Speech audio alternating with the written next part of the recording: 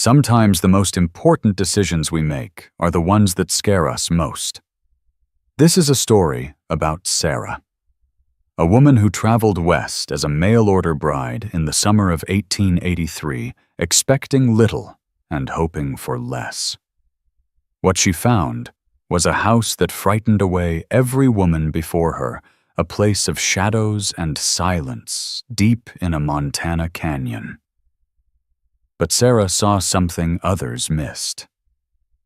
This is a story about the courage to stay when everything tells you to run, about finding light in the darkest rooms, and about two broken people who built something beautiful from nothing but books and faith.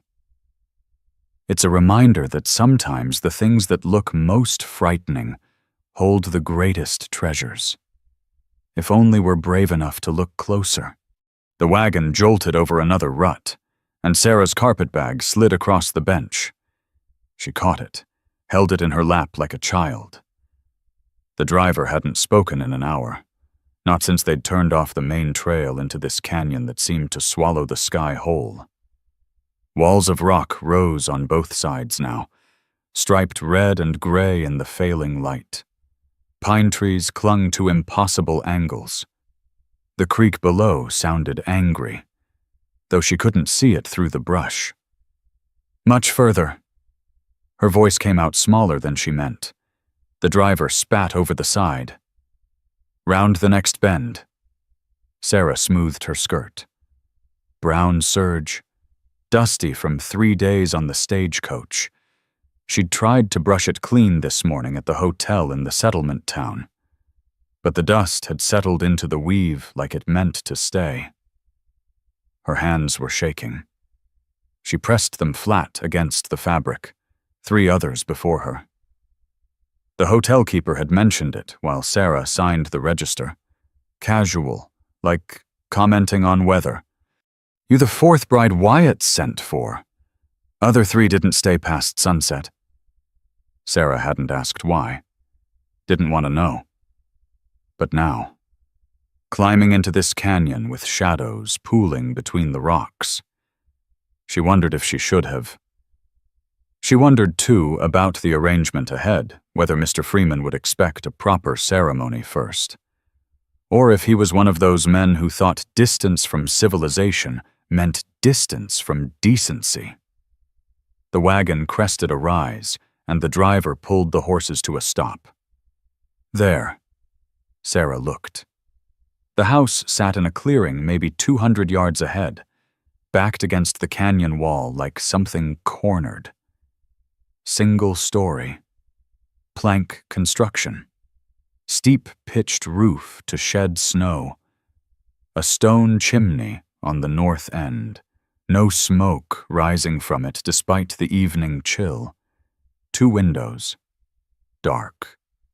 Porch sagging on one side. A man stood on that porch, motionless as the rocks behind him. "That's Wyatt," the driver said. Unnecessary. Who else would it be? Sarah's throat felt tight. She swallowed. It didn't help. The driver clicked to the horses. They descended the last stretch of trail, and Sarah counted things to keep her breathing steady. 12 fence posts around a kitchen garden, 6 stunted apple trees, 1 woodshed, door hanging crooked. The clearing couldn't be more than an acre, hemmed in by canyon walls that would block sun for all but a few hours each day. Wyatt still hadn't moved. The wagon stopped. The driver set the brake and climbed down, his boots hitting dirt with a sound that seemed too loud. He reached up for Sarah's bag. She couldn't let go of it. "Ma'am." Sarah forced her fingers open. The driver took the bag and set it on the ground. Then he offered his hand. She took it, grateful for something solid, and stepped down. Her legs wobbled. 3 days of sitting. She steadied herself against the wagon wheel. Wyatt walked toward them. Not hurried, just steady, like a man walking to check a fence line. He was taller than she'd expected from the tin type he'd sent, maybe 6 feet, lean in the way of men who work hard and eat little, dark hair going gray at the temples, denims patched at both knees, collarless shirt the color of old dishwater, sleeves rolled to his elbows, showed forearms corded with muscle and scarred in ways she couldn't read in this light. His face was weathered, lined, 40, maybe older. Hard to tell with men who lived outside. He stopped 3 feet away, met her eyes briefly, then looked at his boots. "Miss Sarah." His voice was rough, like he didn't use it often. "Wyatt Freeman. Mr. Freeman. Just Wyatt." The driver cleared his throat. "I'll be heading back before full dark." Wyatt nodded, reached into his pocket and pulled out coins, counted them into the driver's palm with hands that trembled slightly. The driver tipped his hat to Sarah, climbed back onto the wagon, and turned the horses. Within a minute, the sound of wheels faded around the bend, and then there was only the creek and the wind in the pines. Sarah and Wyatt stood in the clearing. The silence pressed on her chest. "You hungry?" Wyatt asked. "No, sir, thank you." "Coffee's on. If you change your mind." He picked up her carpet bag. She expected him to head for the house, but he just stood there, holding it. His hands, she noticed, were shaking, just slightly, same as hers. "The others," Sarah said, "hadn't meant to. The words just came. Why didn't they stay?" Wyatt's jaw worked. He looked at the house, then back at her. "You'll see soon enough." He walked toward the porch. Sarah followed. Because what else could she do? The stage wouldn't return for a week, and she had $4 to her name. Enough for 1 night's lodging back in town. Maybe 2, if she didn't eat. The porch steps creaked under Wyatt's weight. He held the door open, and Sarah stepped past him into darkness that smelled of dust and loneliness and years of silence. Her eyes adjusted slowly. 1 room, maybe 20 feet square. A table near the stove. 2 chairs, mismatched. An oil lamp on the table. Not lit. The walls were rough plank, scarred and water-stained in patterns that looked like continents on a poorly drawn map. The floor was clean. She could see that someone had swept recently, but there was nothing on it. No rug. No decoration. The stove was cold, 1 window, curtainless. Let in dying light. Sarah counted furniture because she needed something to count. Table, 2 chairs, the stove, an iron bedstead visible through a doorway to her left, covered with a quilt that looked military in its precision. 4 pieces of furniture in a house that could hold 20. "It ain't much," Wyatt said behind her. Sarah turned. He'd set her bag by the door and stood with his hands hanging at his sides, looking at everything except her. "The well's out back," he said. "Privy past that. I sleep in the side room there. You can have the—" He stopped, swallowed. "There's a room in the back, if you want it. And tomorrow, if you're willin', we can ride to town, see about making things proper, legal-like." The words hung in the air. He was offering marriage, not assumption, not demands, just a question wrapped in courtesy. Sarah's chest loosened slightly. A door stood slightly ajar across the room. She hadn't noticed it at first because it was tucked into shadow, but there was something about the way it hung open, just a few inches, that pulled at her attention. "What's in there?" she asked.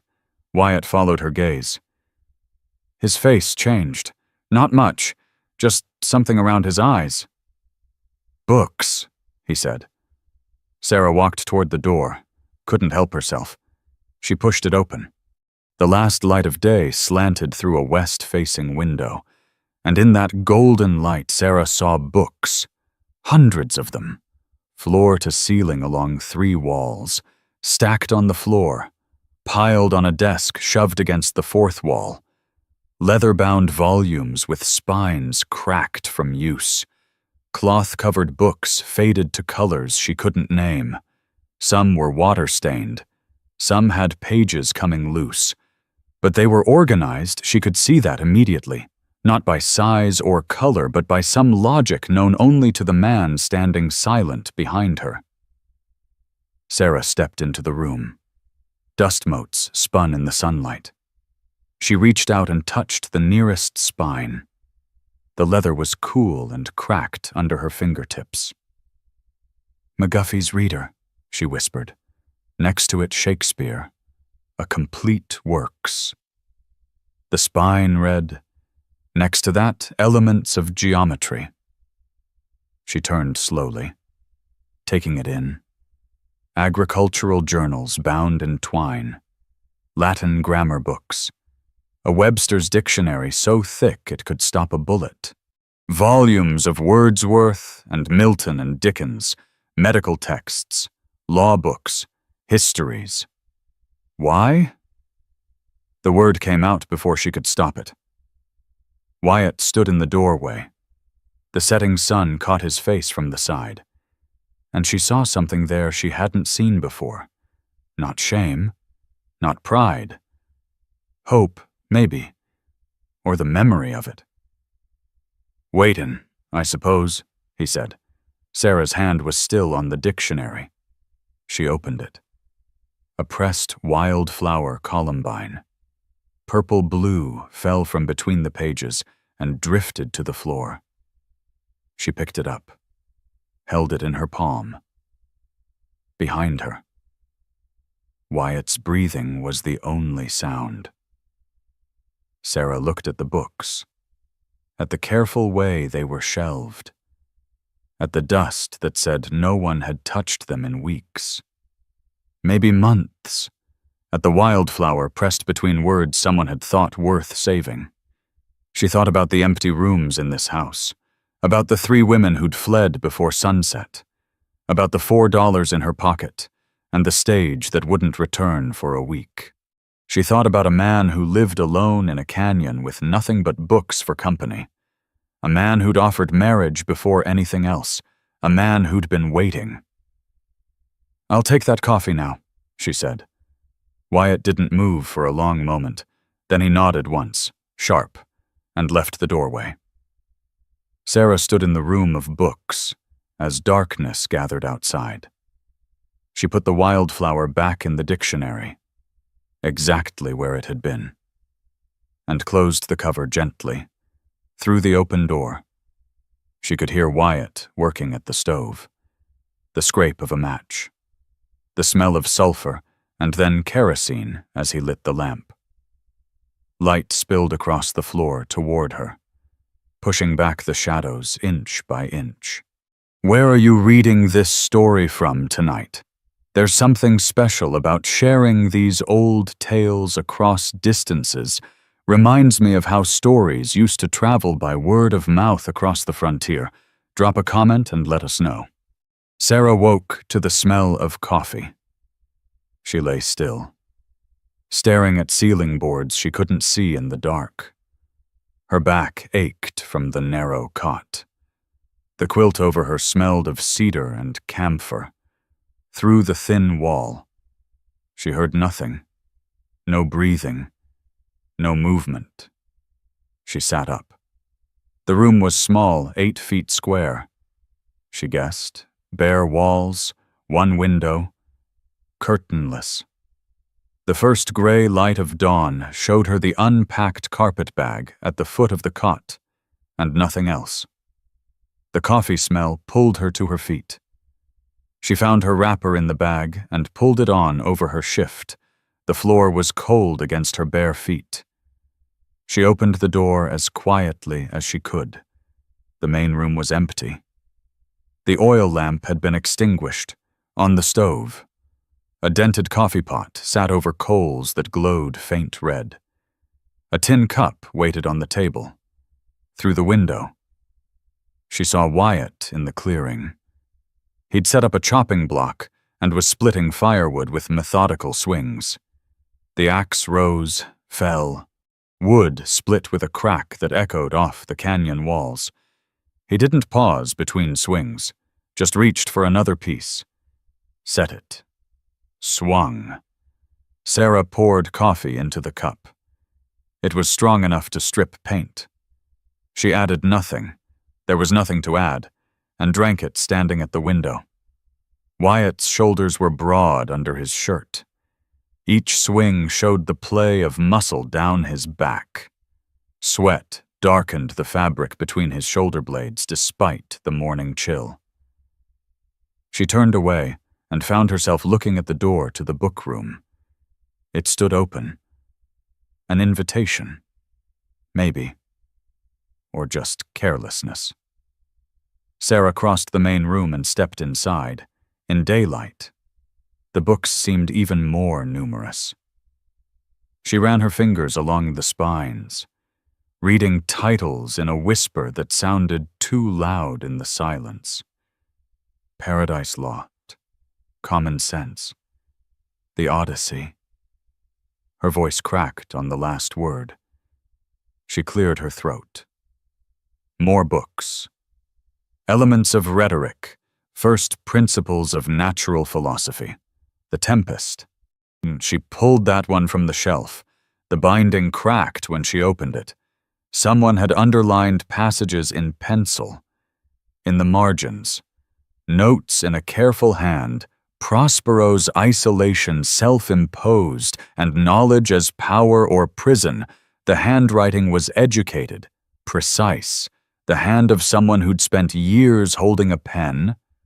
Sarah closed the book, put it back exactly where it had been, behind her. Boots crossed the threshold. "You read," Wyatt said, not a question. Sarah turned. He stood in the doorway, axe in one hand. Sweat ran down his temple. Wood chips clung to his forearms. "Yes, out loud. I didn't think you were—" She stopped. "I'm sorry. Don't be." He leaned the axe against the doorframe. "Ain't heard a voice in this room in 11 years, not counting my own." 11 years. Sarah looked at the books again, at the dust on some, and the careful organization of all. "Why do you have them?" Wyatt wiped his forehead with his sleeve. His eyes moved across the shelves like he was counting something only he could see. "Taught school once," he said. "Boston Latin, before—" He paused. "Brought most of these with me when I left. Kept adding to them from peddlers. Book auctions when estates got sold off." "Before what?" He didn't say. Sarah waited. The silence stretched. Wyatt shifted his weight. "You hungry?" he asked. "Yes. I'll put on mush." He left. Sarah stood in the book room a moment longer, then followed him out, at the stove. Wyatt measured cornmeal from a burlap sack into a pot of boiling water. His hands were steady, large, scarred across the knuckles. "There's children in the settlement," Sarah said. "I saw them, barefoot, playing in the street while we waited for the stage." Wyatt's shoulders stiffened. He kept stirring. "No school there?" she asked. "No." "Why not?" The spoon scraped against the pot. Once, twice. "Nearest schoolhouse is 20 miles east," Wyatt said. "Town can't afford a teacher." Sarah sat at the table. The chair wobbled under her weight. "You could teach them," she said. Wyatt stopped stirring. He stood completely still, his back to her, one hand gripping the spoon handle. When he finally turned, his face was different. Something in it she hadn't seen before, not quite anger, not quite fear. "You know Wordsworth?"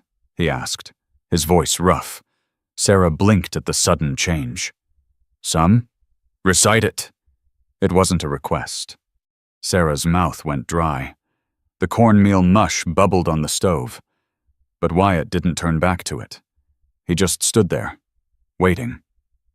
She cleared her throat. "I wandered lonely as a cloud," she began. Her voice shook on the first line. "That floats on high o'er vales and hills." Wyatt's jaw tightened. "When all at once I saw a crowd, a host of golden daffodils." The words came easier now.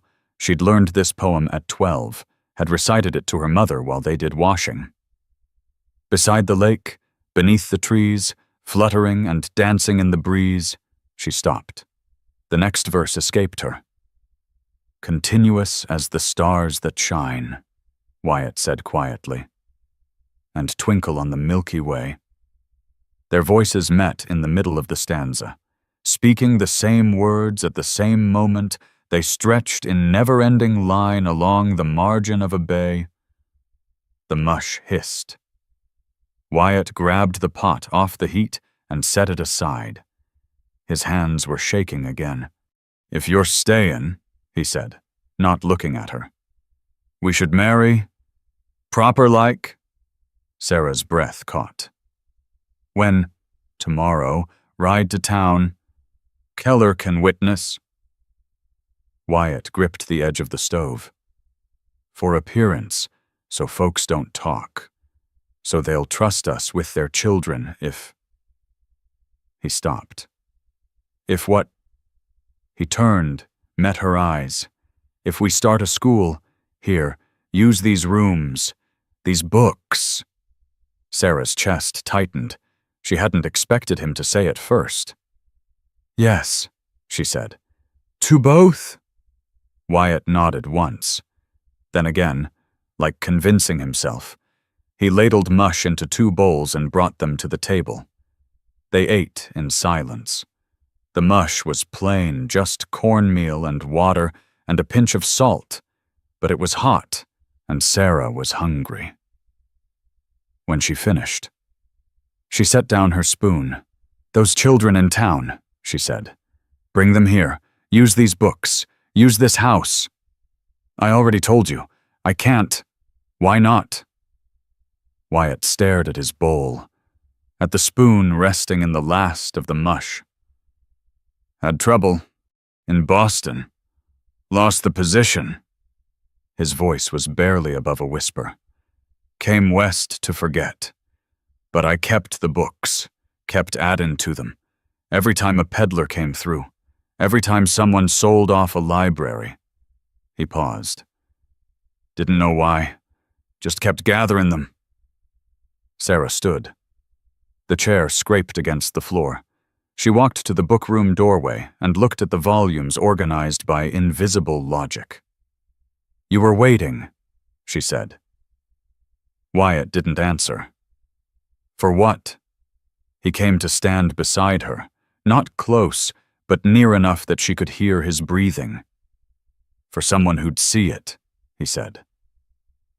Sarah turned her head, met his eyes. They were brown. She noticed, dark brown with flecks of gold near the iris. "I see it," she said. "Turn 3 of these rooms into classrooms. Start with the youngest children. Teach them to read. Even if we marry tomorrow, folks might still— Then we show them it's respectable." Sarah interrupted. "We do everything proper, by the book, and we just start—" Wyatt stared at her. A muscle worked in his jaw. Then he nodded. 3 rooms. We'd need benches, slates, Chalk. You have slates. He crossed to the desk in the book room and pulled open a drawer. Inside lay a slate board with a wooden frame. The surface was dusty, but in the dust, Sarah could see the ghost of old lessons letters half erased, numbers faint as breath. From Boston, Wyatt said. He blew on the slate. Chalk dust rose in a small cloud. Sarah took it from his hands. The weight was solid. Real, in the wooden groove at the bottom. A stick of white chalk still rested, worn to a nub. "We'll need more," she said. "I'll order them. Next supply wagon comes through in 4 days." Sarah looked at the empty rooms visible beyond the book room, at the space waiting to be filled. Her chest felt tight. "Which books for children?" she asked. Wyatt pulled a primer from the shelf. McGuffey's Eclectic Reader. The spine was cracked, the pages soft from use. "This," he said. "For the youngest." Sarah took it, opened to a page at random. The dog ran. The cat sat. Simple words, clear illustrations. "Too simple," she said. Wyatt's eyebrows rose. "They're 6 years old. Some might be 8 or 10. You want to bore the older ones. You want to lose the younger ones." They stood facing each other across 2 feet of dusty floor. Sarah's pulse beat in her throat. "We use different books," she said. "Group them by ability, not age." Wyatt considered this. He reached past her, his arm brushing her shoulder, and pulled down another volume. "This for the middle group." The next hour passed in debate. Sarah insisted on including poetry. Wyatt wanted more arithmetic texts. She argued for stories that would capture imagination. He pushed for practical skills. Their voices rose and fell, overlapping, interrupting. "Our school needs—" Sarah stopped. The words hung in the air between them. Our school. Wyatt had gone still. He stood with a copy of Aesop's Fables in one hand, staring at her. Sarah's face went hot. "I know what you meant," Wyatt said. His voice was rough. He set the book down carefully. "You're right. Our school." The sun moved across the window. Shadows shortened, then lengthened again. They cleared the first room of everything except books. Sarah swept, while Wyatt hauled furniture to the woodshed. Dust rose in clouds that made her cough. Her arms ached. The broom handle raised blisters on her palms. Wyatt measured the room with a length of rope, marking where benches would go. His lips moved as he calculated. 8 students per bench, he muttered. 3 benches, need pine boards. Can you build them? Can you sand them smooth? Sarah looked at her hands, already reddened from one morning's work. Yes. When the sun touched the canyon rim, they'd cleared 2 rooms. Sarah's dress was gray with dust. Wyatt's shirt stuck to his back with sweat. He lit the oil lamp on the table. The wick caught, and yellow light pushed against the gathering dark. Then he walked to the book room and brought out a second lamp, lit it, set it in the cleared room. The shadows retreated. The walls looked different in the doubled light, not empty anymore, but waiting. "We need to plan," Wyatt said. He brought brown wrapping paper from somewhere and spread it on the table, found a pencil stub, licked the tip, and started sketching. Sarah pulled her chair closer. Their shoulders nearly touched. 3 rooms, Wyatt said, drawing rough rectangles. This one for youngest, 6 to 8 years. This one for middle, Sarah said, pointing. 9 to 12? And this for anyone older. His hand moved across the paper, adding details. Sarah leaned in to see better. Her hair brushed his shoulder. Neither of them moved away. "We'll need copybooks," she said, "for writing practice." Wyatt added it to a list forming in the margin. Chalk, at least 24 sticks. Slates for each student. Can't afford that many. Then they share 2 to a slate. Wyatt's pencil paused. Smart. They worked in silence for a while. The lamp flame flickered. Outside, nightbirds called. Sarah's hand reached for the pencil at the same moment Wyatt went to mark something. Their fingers touched. Both froze. The lamplight caught Wyatt's face from the side. Sarah could see every line around his eyes, every day of 11 years alone in this canyon. He pulled his hand back, cleared his throat. "When do we start?" he asked. "Soon as we're married and the rooms are ready. Day after tomorrow. Then, for the weddin', and the town'll have questions after. Let them ask." Wyatt looked at her.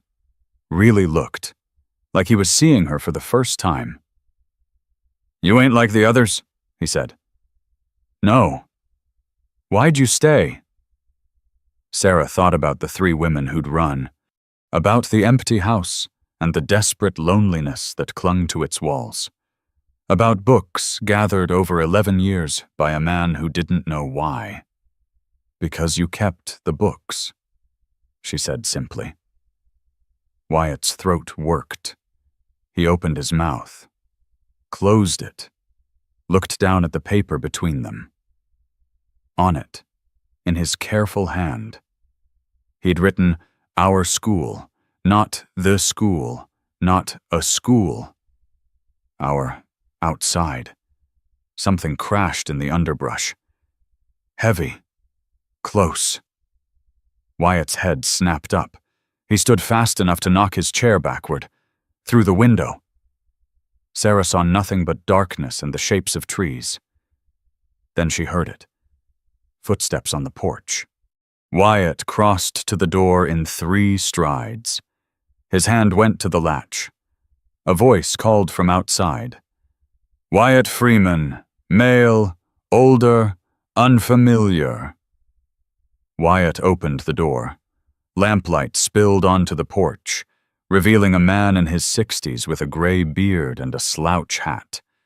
He held the reins of a mule loaded with supplies. "Name's Keller," the man said. "Got a ranch 10 miles east. Heard you sent for a bride who actually stayed." His eyes found Sarah standing by the table. He touched the brim of his hat. "Ma'am." Sarah nodded, her heart still hammering. Keller shifted his weight.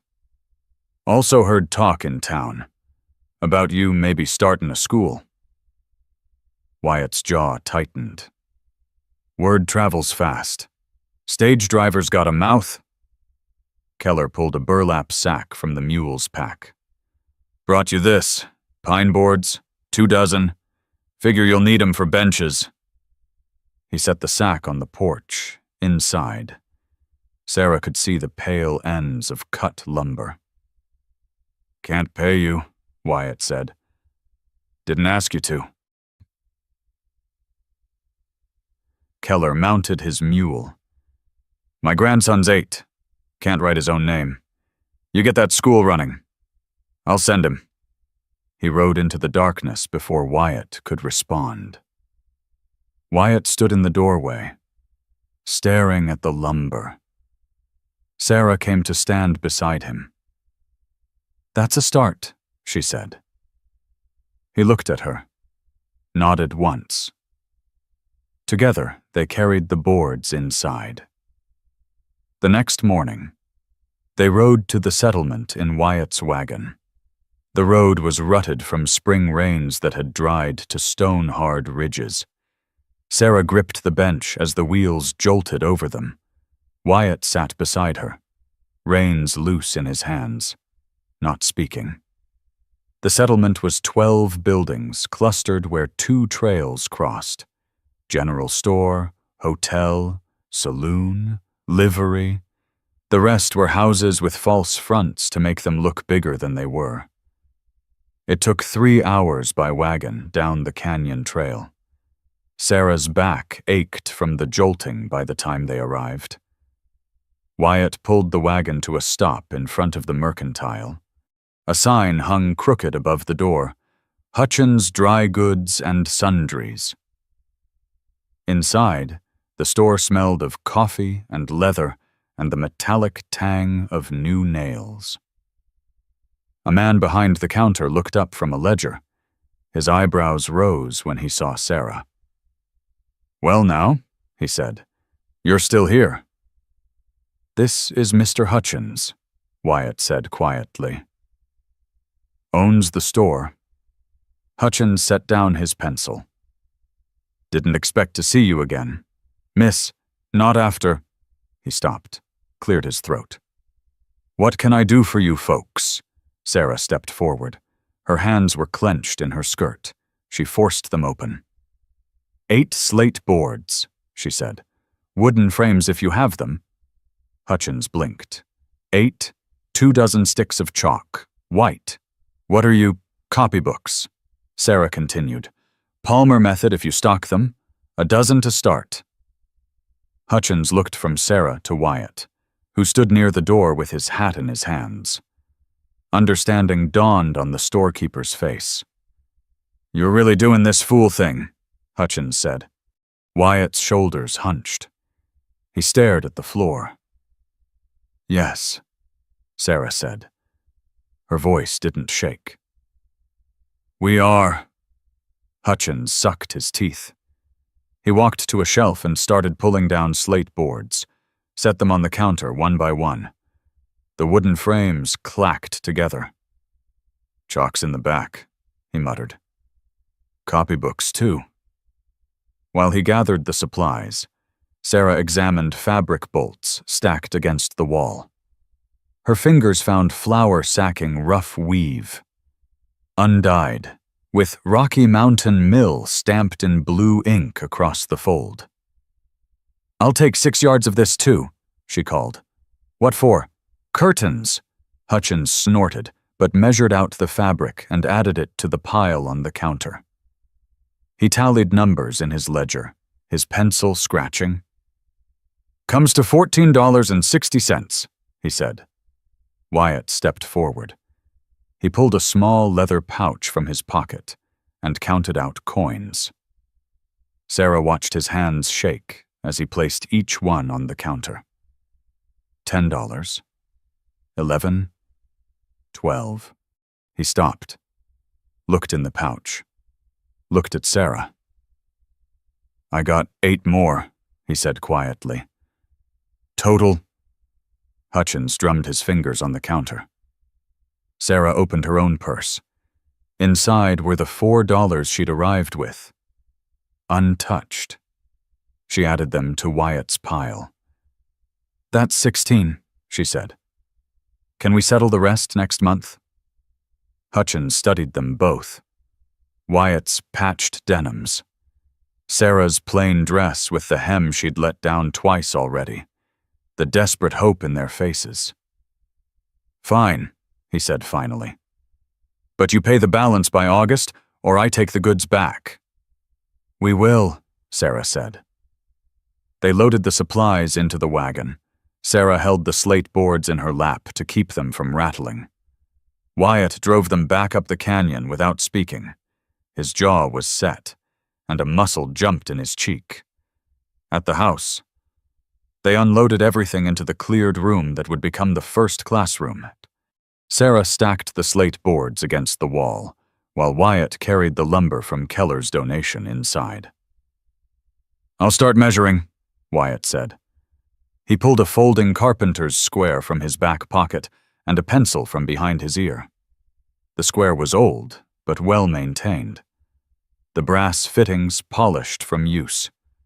Sarah watched him work. He measured twice before marking any cut, his lips moving silently as he calculated. The pencil line on the pine was straight as a rifle shot. "Hand me that saw," he said. She found it leaning against the wall, a crosscut saw with a wooden handle worn smooth. She carried it to him. Their fingers brushed when she passed it over. Wyatt knelt and began cutting. The saw teeth bit into the wood with a sound like tearing fabric. Sawdust fell in pale curls at his feet. "You know carpentry?" Sarah asked. "Enough!" The saw hit a knot. Wyatt adjusted his angle and pushed through it. "My father was a shipwright. Taught me before I went east for school." "In Boston?"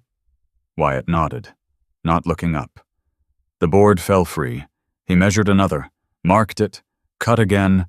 By noon, he had enough pieces for the first bench. Sarah watched him drill holes for the nails' slow work with a hand auger that squealed with each turn. "I could help," she said. "You know how to drive a nail." "No." Wyatt stood, wiped sweat from his forehead with his sleeve. "Then I'll teach you." He showed her how to hold the hammer, how to tap the nail first to set it, then drive it home with firm strikes. Sarah's first attempt bent the nail sideways. The second split the wood. The third went in crooked. "Again," Wyatt said. She tried a fourth nail. This one went straight. The head sank flush with the wood. "Good," Wyatt said. Something almost like a smile crossed his face. They worked through the afternoon. Wyatt cut, Sarah nailed. The rhythm of it settled into her bones, the rasp of the saw, the ring of the hammer, the creak of wood fitting together. Her hands blistered. She kept working. Splinters worked under her nails. She kept working. By evening, they had one bench assembled. It was rough, the joints weren't perfect. The surface needed sanding, but it was solid. Wyatt tested it with his weight. The bench held. "Tomorrow we sand it," he said. "Make it smooth so it don't tear up their clothes." Sarah looked at her palms. They were red and raw. A splinter the size of a pine needle stuck out from the meat of her right hand near the thumb. She tried to pull it out. The end broke off beneath the skin. "Let me," Wyatt said. He took her hand in both of his. His fingers were calloused and gentle.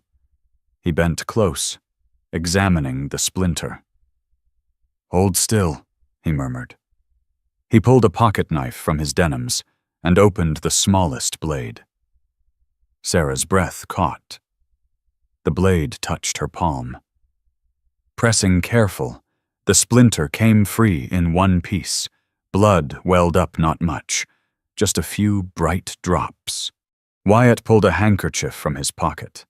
Clean, carefully folded. He wrapped it around her palm and held it there, applying pressure. Neither of them moved. Sarah could feel his pulse through his fingertips, fast, matching hers. "Thank you," she whispered. Wyatt's thumb traced the edge of the bandage. Once. Gentle. "Can't have you bleedin' on the pine," he said, but his voice was rough, and he didn't let go. Outside. The sun touched the canyon rim. Inside. The room smelled of fresh-cut wood and linseed oil, and the beginning of something neither of them had words for yet. Wyatt released her hand slowly, stepped back. "We should eat," he said. But when Sarah looked at the incomplete bench, at the pile of lumber still waiting, at the slate boards stacked against the wall, she saw something else. She saw 8 children sitting, learning, reading. She saw a future taking shape from sawdust and splinters and two people who'd been strangers a week ago. "Tomorrow we finish it," she said. Wyatt nodded. He gathered his tools while Sarah lit the lamp. Neither noticed the rider watching from the canyon rim above, or the way he turned his horse and disappeared into the gathering dark. The morning was gray and cold when the first child arrived. Sarah heard the footsteps on the porch before she saw her light. Hesitant steps that paused at the door. She looked up from the primer she'd been arranging on the new bench and saw a small face peering through the window. A girl.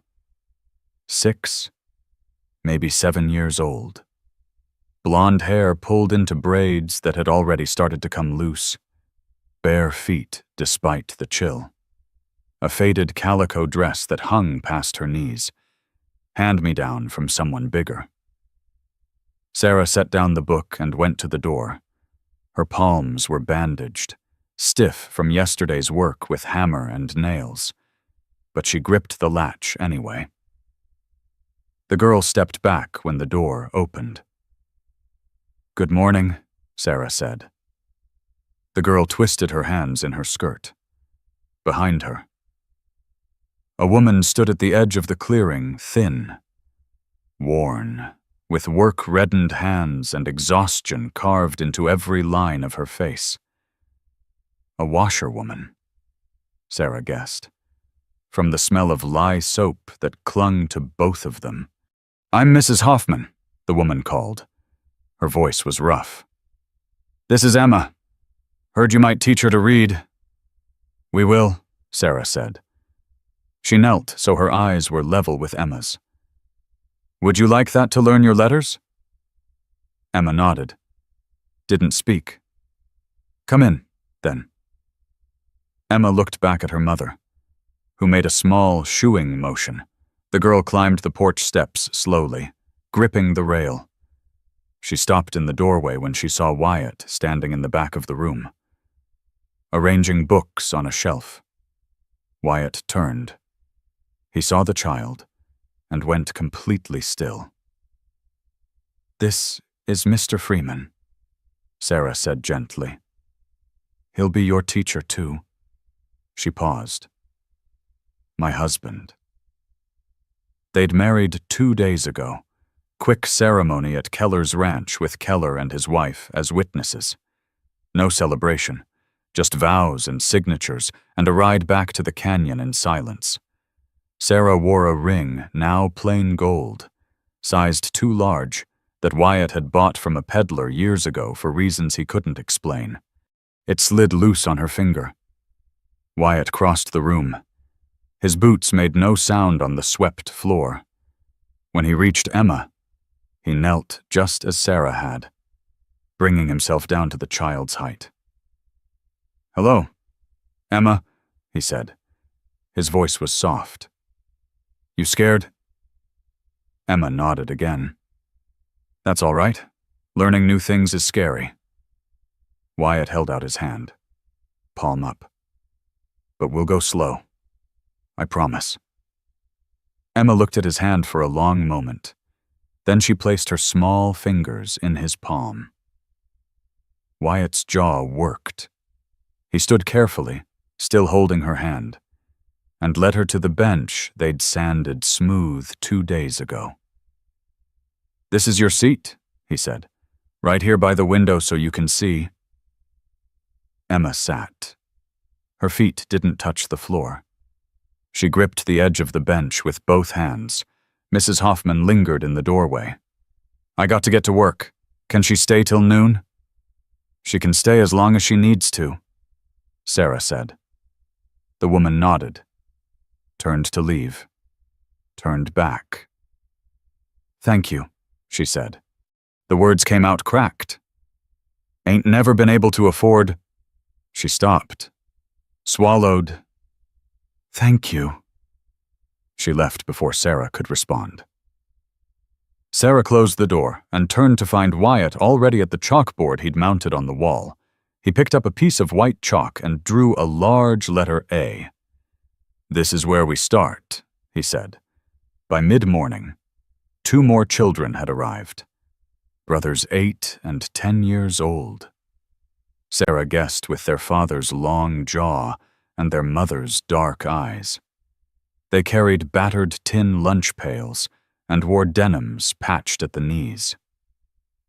"I'm Thomas," the older one said. "This is William." William hung back, thumb in his mouth. Wyatt brought them to the bench beside Emma's. "You know your letters?" Thomas shook his head. "Numbers. Some. Pa taught us countin' for the cattle." "Good," Wyatt said. "We'll start there." Sarah watched him work with the 3 children. He moved between them with a patience she hadn't seen in him before kneeling beside Emma to guide her hand forming the letter B, standing behind the boys to check their slate work, never raising his voice above a murmur. At noon, the parents returned. Thomas and William's mother brought a jar wrapped in cloth. "Choke cherry jam," she said, pressing it into Sarah's hands. "From last summer. It ain't much, but it's perfect," Sarah said. "Thank you." Mrs. Hoffman came for Emma just after. The girl had learned 5 letters. She recited them for her mother on the porch. A, B, C, D, E. Mrs. Hoffman's eyes filled. She gripped Emma's hand and led her away without speaking. Wyatt stood in the doorway, watching them go. His shoulders were tight. "You did well," Sarah said. He shook his head. "She's so small and scared. She'll come back tomorrow." "How do you know?" Sarah looked at him, at the chalk dust on his hands, and the careful way he'd organized the primers by difficulty, at the man who'd spent 11 years alone in a canyon with books he didn't know he was saving for this. "Because you showed her kindness," she said. The next morning, Emma returned with a girl her own age, another blonde child with the same bare feet and faded dress. By the end of the week, 6 children sat on the benches. Sarah taught in the mornings. She started with the alphabet song, her voice lifting in the melody her own mother had taught her. The children's voices joined hers, tentative at first, then stronger. A, B, C, D, E, F, G. The sound filled the house. Wyatt stood in the doorway to the book room, listening. Sarah saw him wipe his eyes with the back of his hand. In the afternoons, Wyatt took over. He taught them numbers using stones from the creek. He taught them to write their names on the slate boards, guiding small hands that had never held a writing implement before. His hands still trembled sometimes when he reached for the chalk, but his voice stayed steady. But what captivated them most were his stories. "There was a man named Odysseus," Wyatt said one afternoon, sitting on the edge of the desk with the children gathered at his feet. "He spent 10 years trying to get home, 10 years fighting storms and his own mistakes." Thomas leaned forward. "What kind of storms?" "The kind that live inside you," Wyatt said. "Fear, pride, the voice that tells you to give up." He told them about the long journey without mentioning violence, about sirens and their songs, about Penelope waiting. He turned an epic into a story about perseverance, about the long road home. The children sat motionless, barely breathing. When he finished, William asked, "Did he make it? Did he get home?" Wyatt nodded. He did, because he never stopped trying. That evening, Sarah and Wyatt sat on the porch as the sun set. The creek murmured below. Nighthawks swooped through the gathering dusk. "It's working," Sarah said quietly. Wyatt said nothing. He stared at the canyon walls turning purple in the fading light. "Did you hear me?" she asked. "I heard." He rubbed his face with both hands. "I just keep waiting for it to fall apart." "Why would it? Because everything I touch does." Sarah turned to look at him. His profile was sharp against the sky, the line of his jaw, the gray at his temples, the weight he carried in the set of his shoulders. "What happened in Boston?" she asked. Wyatt was quiet for so long she thought he wouldn't answer. Then he spoke, his voice barely above a whisper. "I had a student, 12 years old, brilliant, could recite Homer in Greek." He paused. His father was a judge, powerful. He wanted his son trained for law, not literature. When the boy kept choosing books over ledgers, the father blamed me, said I was filling his head with useless things. Sarah waited. "The boy ran away," Wyatt continued. "Tried to join a ship heading south. His father found him, brought him home, blamed me for everything. Had me dismissed, blacklisted." He looked at his hands. "I never saw the boy again, don't know what happened to him. That wasn't your fault. Wasn't it I encouraged him, told him books could save him. That knowledge was power." Wyatt's voice cracked. "What good is knowledge if it gets you beaten by your own father?" Sarah reached over and took his hand. He flinched, but didn't pull away. The too large ring on her finger caught the last light. "You gave him something to hope for," she said. "That matters." "Does it?" Before Sarah could answer, footsteps sounded on the trail. They both turned. A man emerged from the trees, tall. Well-dressed in a suit too fine for the frontier. Behind him, another man in similar clothes, both riding horses that gleamed in the last light. The lead man dismounted. He was perhaps 50, with silver hair and a gold watch chain across his vest. When he smiled, it didn't reach his eyes. "Mr. Freeman," he said, "my name is Dalton. I represent the Rocky Mountain Railroad Company. I wonder if we might have a word about your property." Wyatt stood slowly. Sarah felt his hand tighten on hers before he let go. "What about it?" Wyatt asked. Dalton pulled a folded document from his coat pocket. "We're surveying a route through this canyon. Your land sits directly in our path." He held out the paper. "We'd like to make you an offer. $200. Very generous, considering—" Sarah's stomach dropped. She looked at Wyatt's face and saw it go pale. "Considering what?" Wyatt asked. Dalton's smile widened. "Considering you don't actually own this land, Mr. Freeman, no filed claim, no deed, just a squatter making improvements on public property." He gestured at the house. "Noble improvements, I'll grant you, but legally meaningless." The paper hung in the air between them. Behind Dalton, his companion watched with hard eyes. In the house, Sarah could see the slate boards stacked against the wall, the primers arranged on the shelf, the benches they'd built with blistered hands.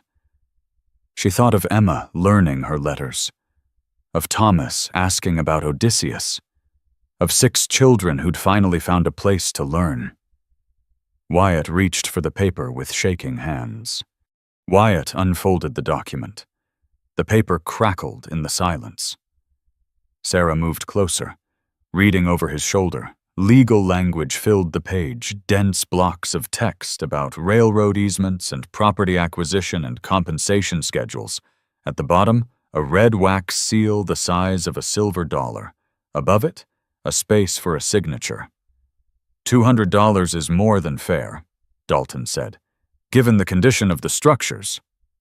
Wyatt's eyes moved across the lines. His lips didn't move. He read fast. Sarah noticed, like a man trained to parse complicated text. It says here you need possession by September 1st. Wyatt said. Correct. Survey work begins in October. That's 4 months? Plenty of time to relocate. Dalton's companion shifted his weight. The leather of his saddle creaked. We can even assist with finding suitable property elsewhere. Sarah looked at the man speaking. He was younger than Dalton, maybe 35, with a clean-shaven face and eyes that reminded her of a hawk watching for movement in the grass. And if I decline, Wyatt asked. Dalton's smile didn't change. Then we'll be forced to pursue other legal remedies. As I mentioned, you're on public land. Squatters' rights are limited. Improvements mean nothing without a filed claim. Wyatt folded the paper. His hands were steady now. He held it out to Dalton. No, he said. The word hung in the air. Dalton didn't take the paper. I beg your pardon. I said no. I ain't selling. Mr. Freeman, I don't think you understand. I understand fine. Wyatt's voice stayed level. Quiet. You want my land. I ain't giving it to you. The younger man dismounted. He was taller than Sarah had thought, well over 6 feet. He walked to the porch steps, but didn't climb them. Perhaps you need time to consider, he said. Discuss it with your wife. Wyatt's jaw tightened. There's nothing to discuss. Dalton took the paper from Wyatt's hand, refolded it with precise movements. You're making a mistake. This land is worthless without a railroad connection. We're offering you a chance to profit from inevitable progress. Progress for who? For everyone. Jobs, commerce, civilization. Wyatt gestured at the house behind him, at the slate boards visible through the window. We got civilization. We're teaching children to read. Dalton followed his gesture. Saw the benches, the primers on the shelves. His expression shifted, something like amusement crossing his face. A school, he said. How noble and utterly impractical. Impractical how you can't sustain this. You have no funding, no official sanction, no legal claim to the property. Dalton slipped the paper back into his coat. Come September, when we exercise our rights to this land, everything you've built will be dismantled.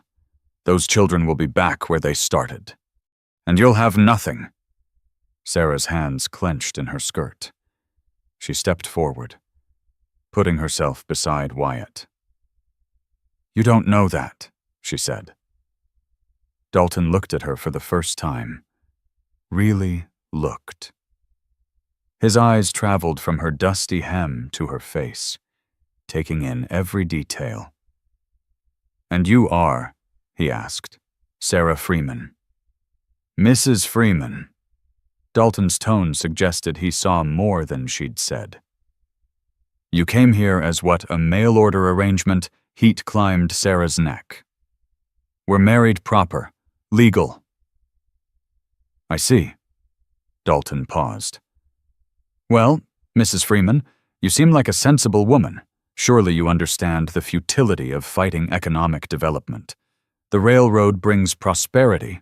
Your school, charming as it is, serves 6 children. We're talking about jobs for hundreds. Opportunity for an entire region. 6 children who couldn't read 2 weeks ago, Sarah said. 6 families who trust us. That ain't nothin'. It's admirable, but misguided. Dalton mounted his horse.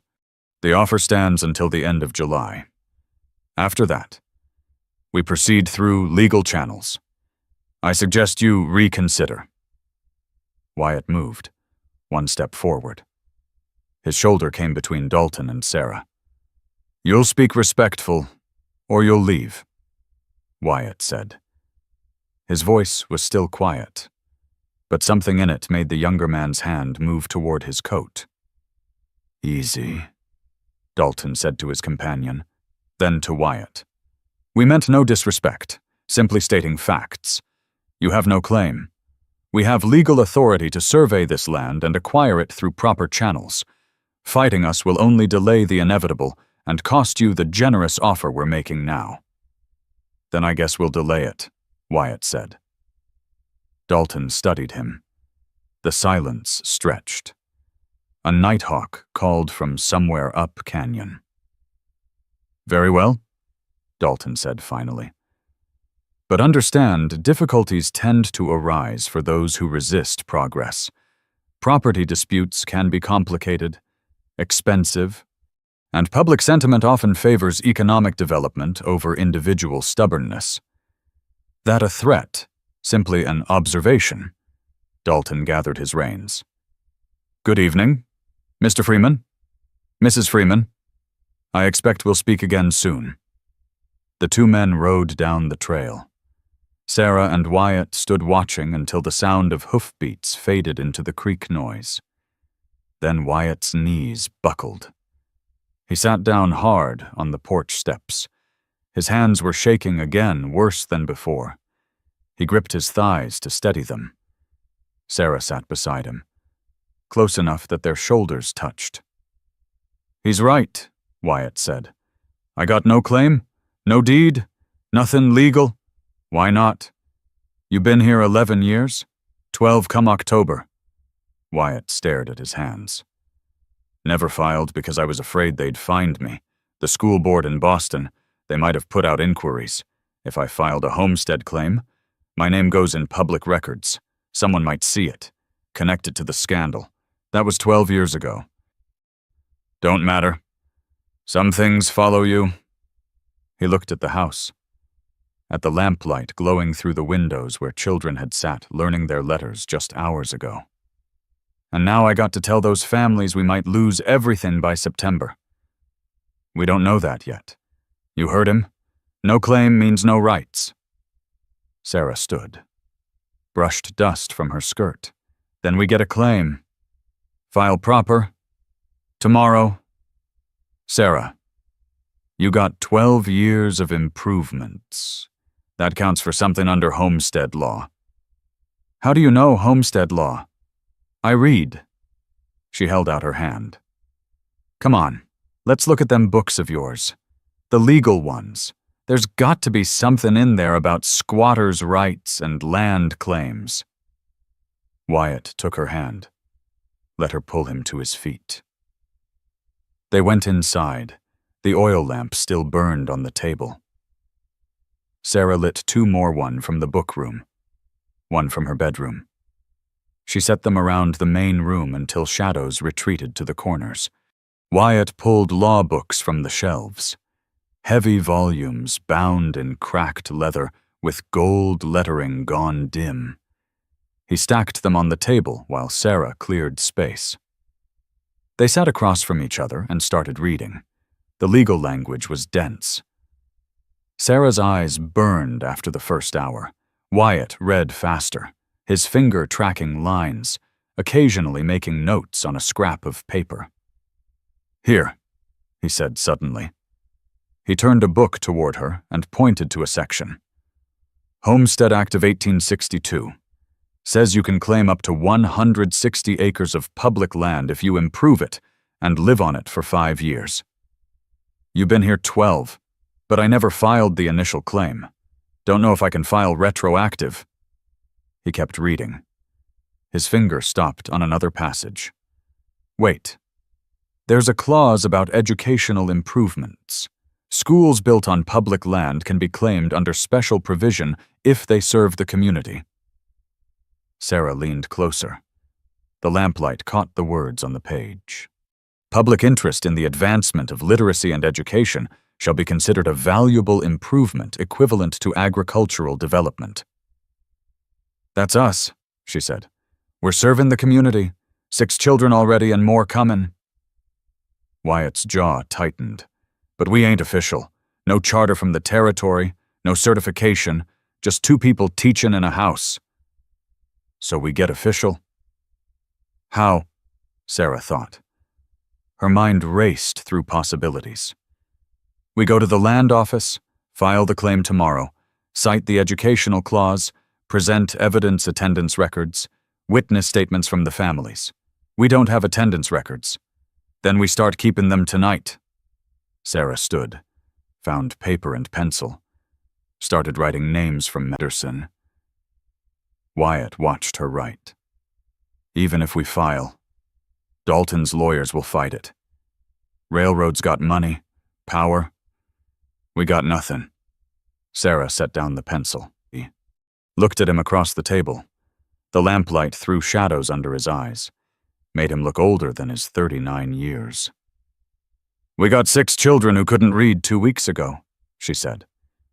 We got families trusting us with their only chance at education. We got this house and these books and... She stopped. Her throat tightened. We got each other. That ain't nothing. Wyatt's throat worked. He looked down at the law book, at the words about educational improvements and public interest. What if we lose? He asked quietly. What if we don't? He met her eyes, held them. Something passed between them, not quite agreement, not quite hope, but something close enough to keep going. All right, he said. We file tomorrow. Sarah nodded, started to turn back to the list of names. Then hoofbeats sounded outside, fast, coming up the trail in the dark. Both of them froze. The rider didn't slow at the clearing, came straight to the house. Boots hit the ground. Fist pounded on the door. Freeman, a man's voice, rough, urgent. Open up! Wyatt crossed to the door, opened it. Keller stood on the porch, breathing hard. His mule was lathered with sweat. Behind him, the canyon was full dark. What's wrong? Wyatt asked. Keller looked from Wyatt to Sarah, back to Wyatt. Town meetin' tomorrow night, he said. At the church, railroad's pushin' for right-of-way through the canyon. They're asking the settlement to support it. Jobs, they're saying. Economic development. He paused. They mentioned your school. Said it's an obstacle to progress. Sarah's stomach dropped. Who all's comin' to this meeting? Wyatt asked. Everyone? Merchants? Ranchers? Every family with a stake? Keller gripped the porch rail. Freeman, you got to be there. You got to speak for the school. Because if the town sides with the railroad, you ain't got a chance in creation of keepin' this place. The next morning, only 4 children came. Sarah stood in the doorway, watching the trail, waiting for Emma and the Henderson boys. The sun climbed higher. The clearing filled with light. No one else arrived. Thomas and William sat on the front bench with a girl Sarah hadn't seen before, maybe 9 years old, with dark hair and a dress too small for her growing frame. Her name was Rachel. She'd walked 3 miles alone, she said. Her pa was dead, and her ma worked at the hotel. The 4th child was a boy of 7 with red hair and freckles across his nose. He gave his name as Peter and nothing else. 4 children in a room built for 20. Sarah taught them the alphabet song. Their voices sounded thin in the empty space. She kept glancing at the door. At noon, Wyatt came in from chopping wood. His shirt was soaked through with sweat despite the morning chill. He looked at the 4 children, at the empty benches. Where's the others? He asked quietly. Haven't come. Wyatt's jaw tightened. He washed his hands in the basin and took over the afternoon lesson. He taught them about fractions using pieces of kindling, cut them into halves and quarters, let the children hold the wood and count. But his voice was flat. His hands shook when he drew on the slate board. At 3 o'clock, Mrs. Hoffman appeared in the doorway. She stood twisting her apron in her hands.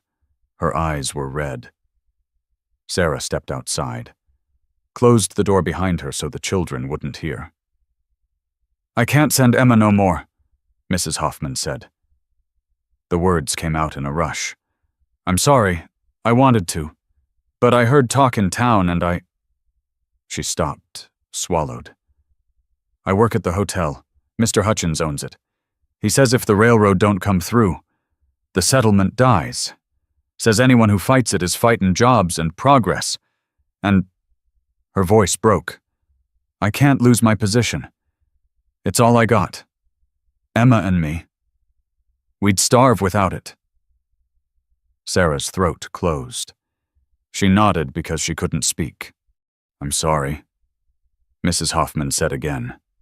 She backed away, nearly ran down the trail. Sarah stood alone on the porch. Inside, she could hear Wyatt's voice continuing the lesson.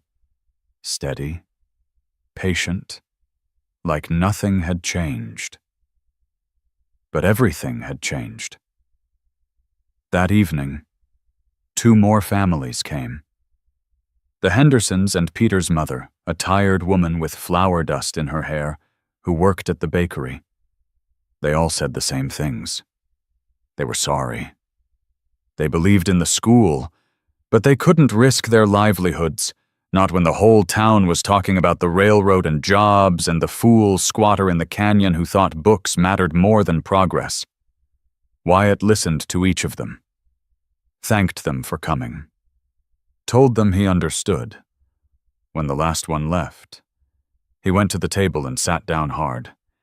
His hands lay flat on the wood. He stared at them like they belonged to someone else. Sarah lit the lamp. The wick caught, and yellow light spread across Wyatt's face.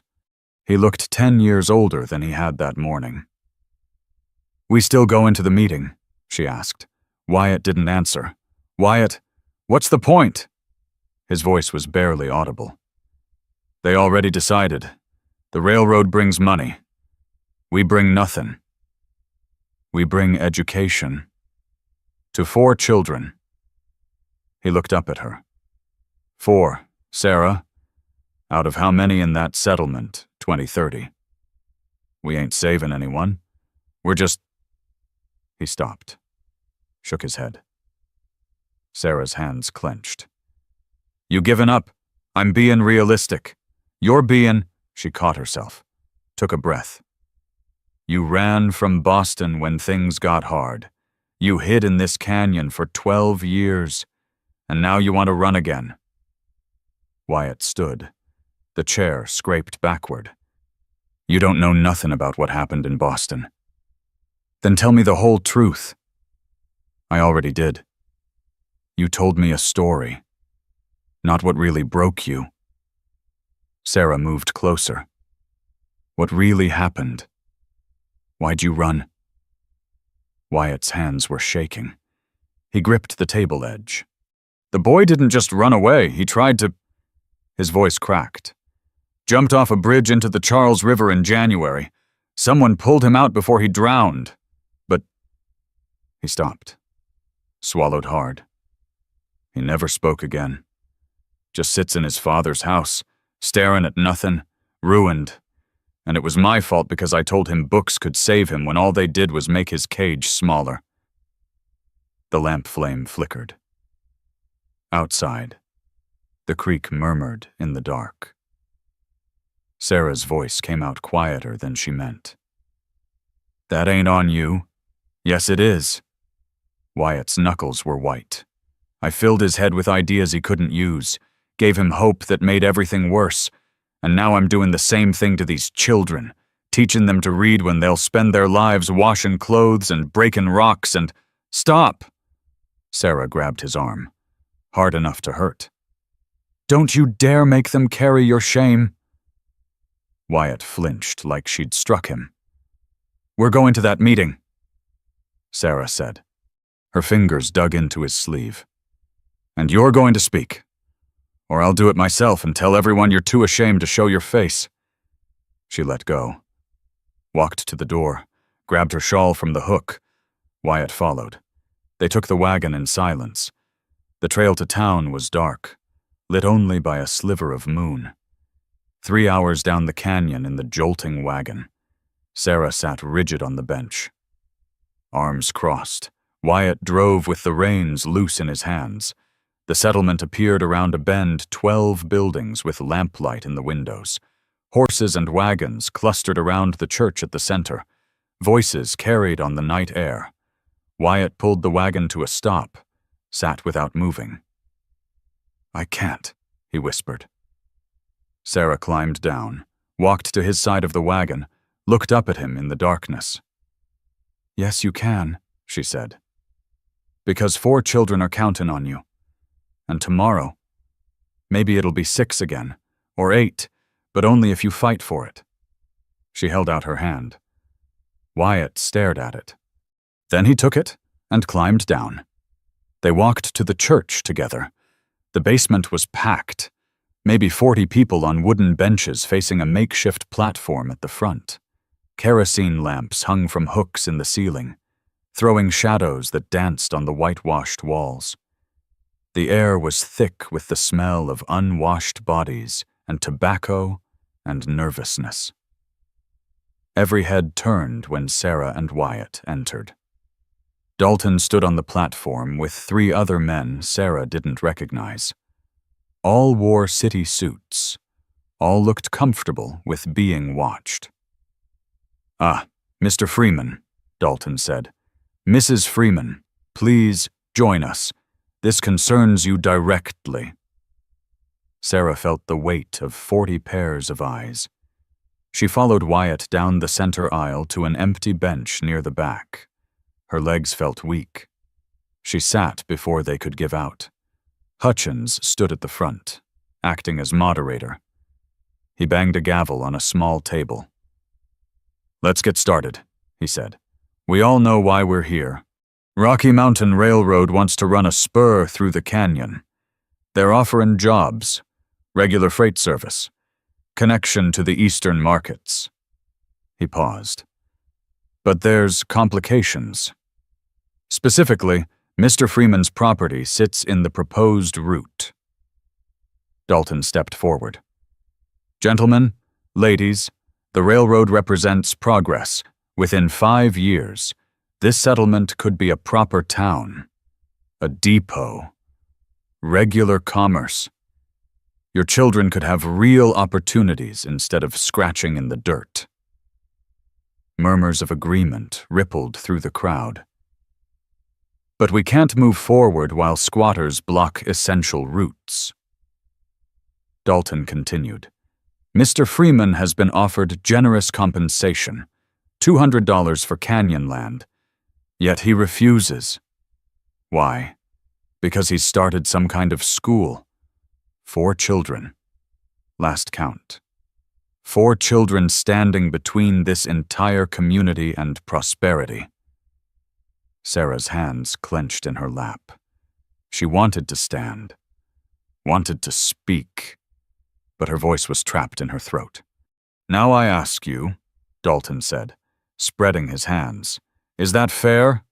Should 4 children's education unsanctioned, unofficial, taught by a man with no credentials take precedence over jobs for dozens, opportunity for hundreds?" A merchant Sarah didn't know stood up. "He's right. We need that railroad. My business is dying. Can't get goods in. Can't ship products out. If the railroad comes, I can expand, hire workers." Another man stood. "Same here. I got 3 sons who need work. Railroad means jobs." Keller rose from a bench near the front. "And what about my grandson? He's learning to write his name. First person in our family who can—" "You telling me that don't matter?" "It matters," the merchant said. "But 1 boy's letters don't outweigh 20 men's wages." Voices erupted, people talking over each other. Hutchins banged his gavel, but the noise continued. Sarah felt Wyatt beside her. He was completely still, staring at his boots. His shoulders hunched like a man taking blows. The voices got louder, angrier. Someone shouted that Freeman was selfish. Someone else called him a fool. A woman yelled that her family needed the work, needed the money, needed the railroad more than anyone needed books. Wyatt's breathing came faster, shallow.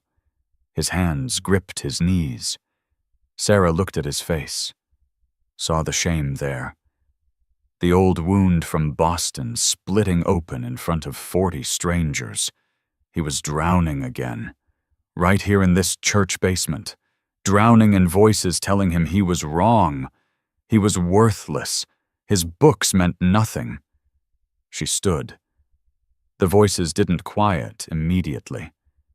She just stood there while the argument raged around her.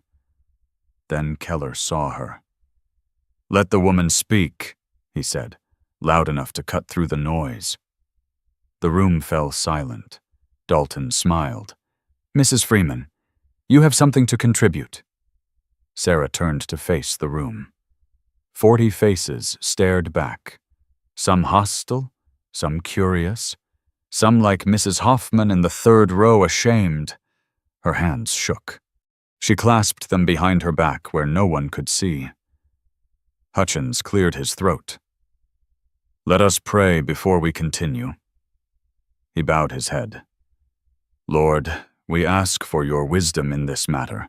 Guide us to what's right. Amen." A scattered amen echoed through the room. Sarah waited until it was quiet again.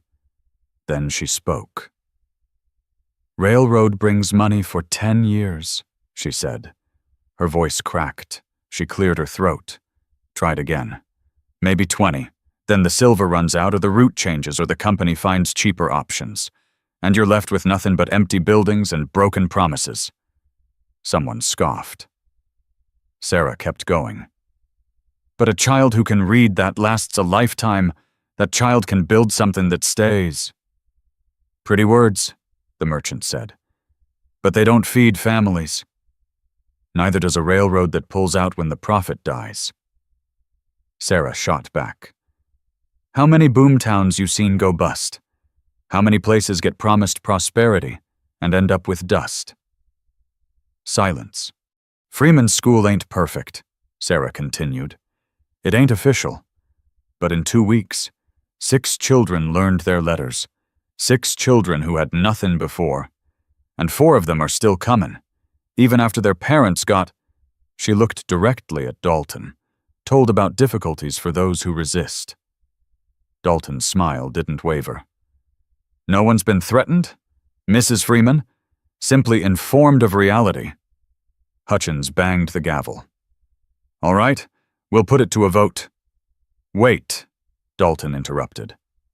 "I'd like to propose a compromise. Freeman keeps his school. We route around it. Adds cost, but we're committed to community harmony." He smiled. "Provided, of course, that Mr. Freeman files a proper homestead claim, establishes legal ownership, because we can't route around public land occupied by squatters. Surely that's reasonable."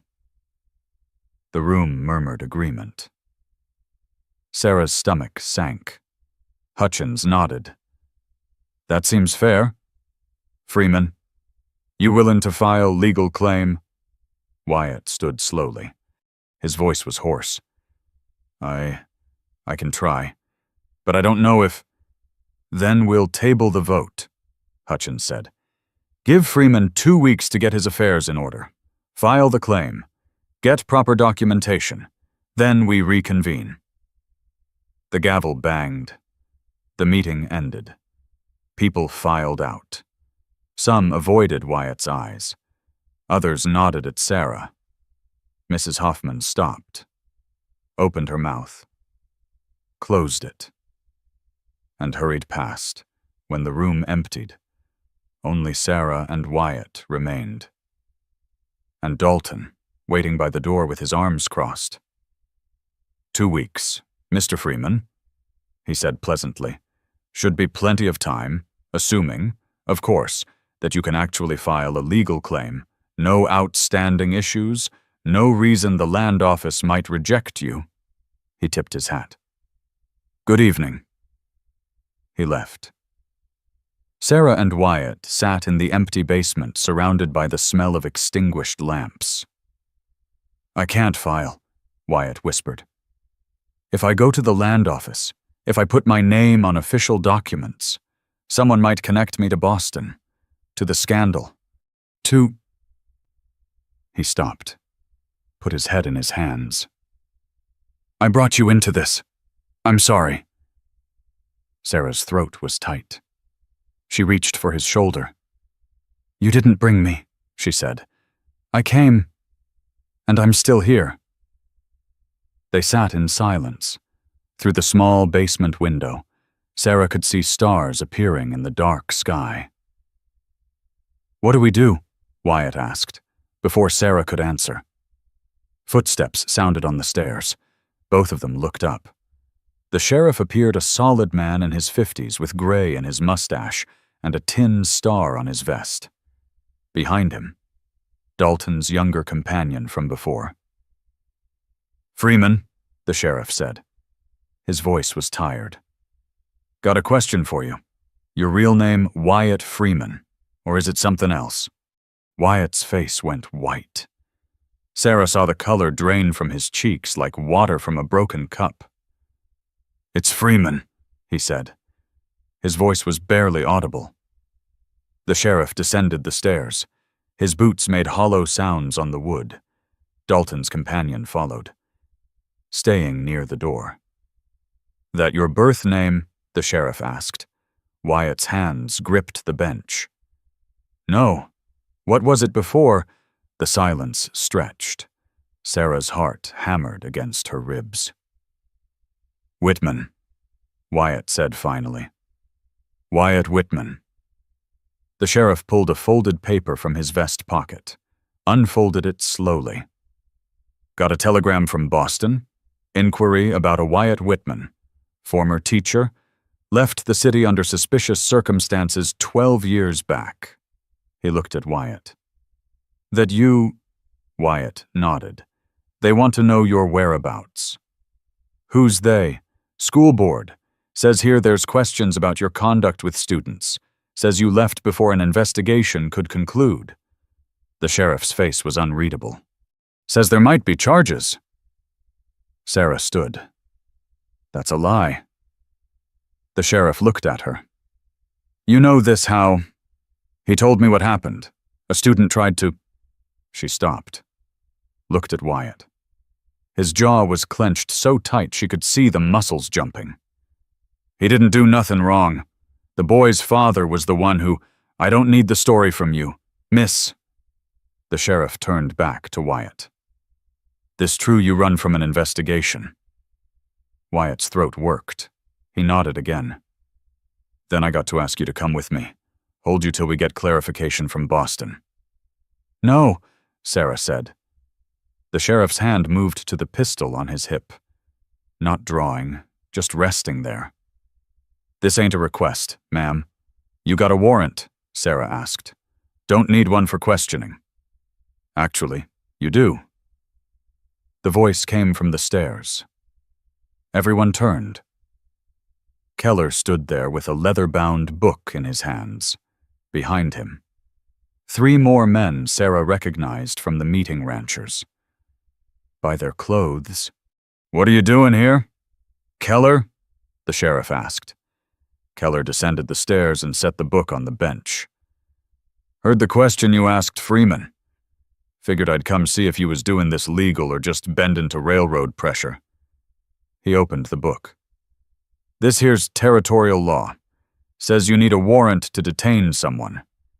You got one?" The sheriff's jaw tightened. "I got a telegram." "That ain't a warrant." Keller turned pages. Found what he was looking for. Says here, "No person shall be detained without formal charges filed by a magistrate or presentation of a valid arrest warrant." You got either of those? Dalton's companion stepped forward. "The sheriff has every right to— The sheriff has what the law says he has." Keller interrupted. "Nothing more. And unless you can show me paper that says otherwise. Freeman stays free." The sheriff looked from Keller to Wyatt to the book. His hand left his pistol. "Fine," he said. "But I'm sending that telegram back saying I found Whitman. Whatever comes next is on Boston." He climbed the stairs and left. Dalton's companion lingered. He looked at Wyatt with something like contempt.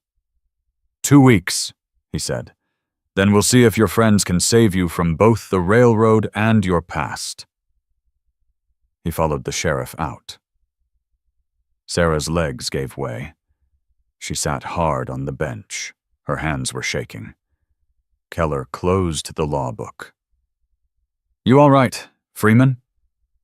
Wyatt stared at the floor. "Why'd you help me?" "Because my grandson can write his name now. First person in 3 generations who can." Keller tucked the book under his arm.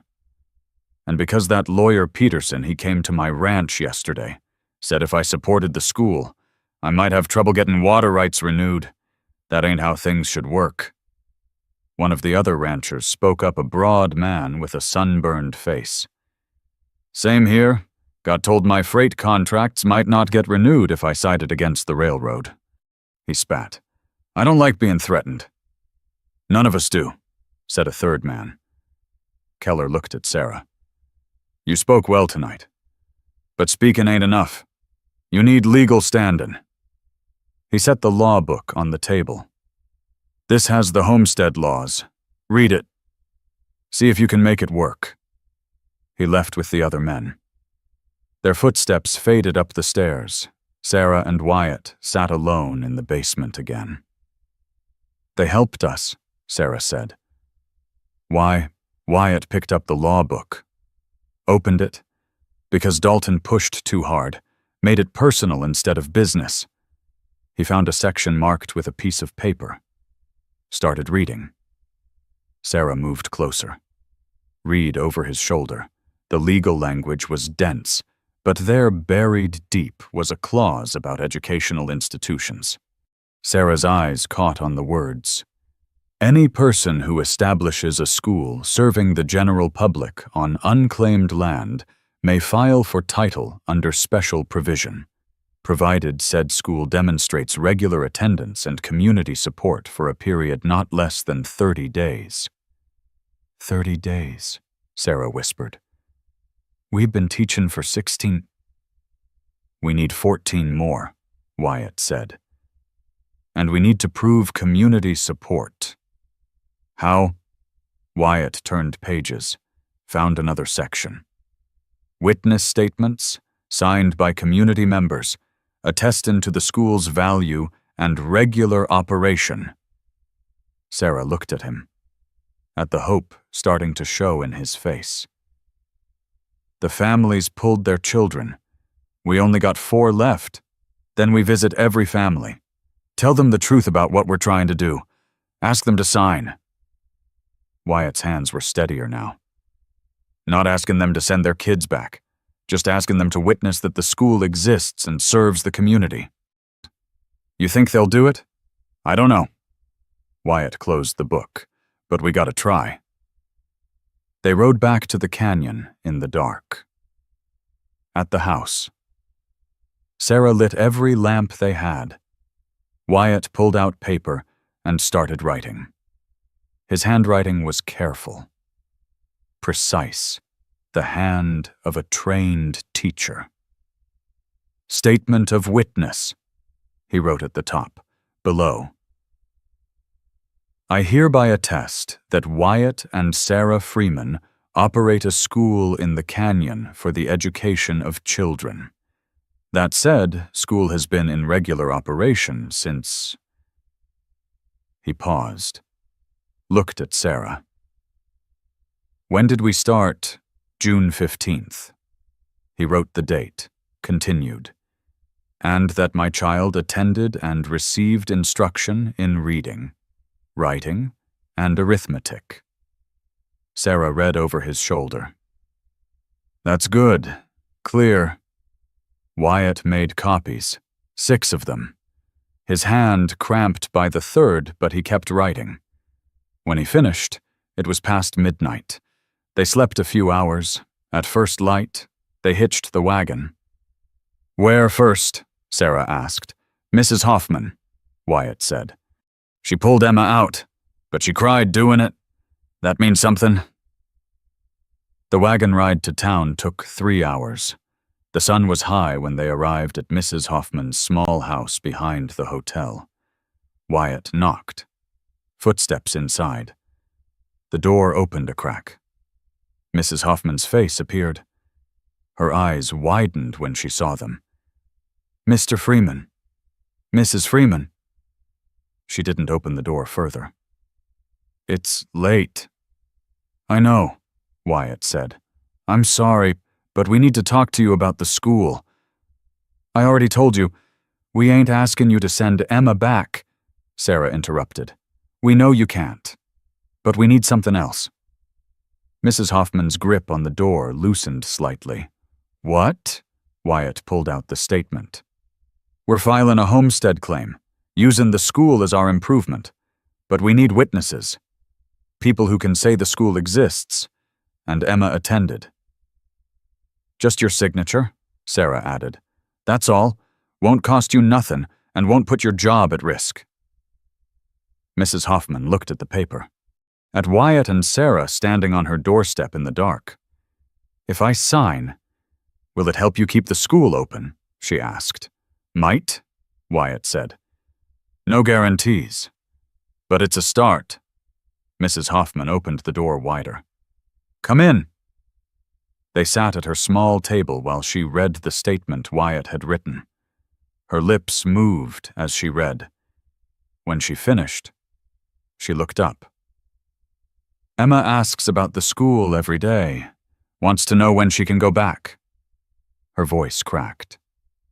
"I tell her maybe soon, but I don't know if that's true."